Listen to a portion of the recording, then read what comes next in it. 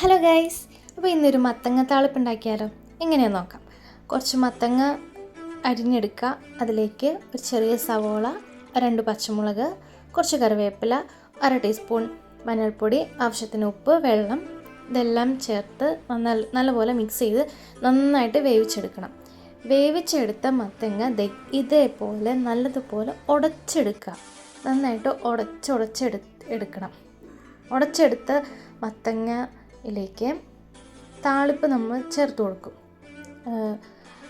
അതിന് വേണ്ടിയിട്ട് 1 ടീസ്പൂൺ വെളിച്ചെണ്ണ, കടുകിട്ട്, വറ്റൽമുളക് ഇട്ട്, കുറച്ച് കുഞ്ഞുള്ളി ഇട്ട് നന്നായിട്ട് മൂപ്പിച്ച് നമ്മൾ നേരത്തെ തയ്യാറാക്കി വെച്ചിരിക്കുന്ന മത്തങ്ങയിലോട്ട് ഈ താളിപ്പിട്ട് കൊടുത്ത് നല്ലതുപോലെ മിക്സ് ചെയ്ത് ഒരു 10 മിനിറ്റ് അടച്ചു വെക്കണം കേട്ടോ.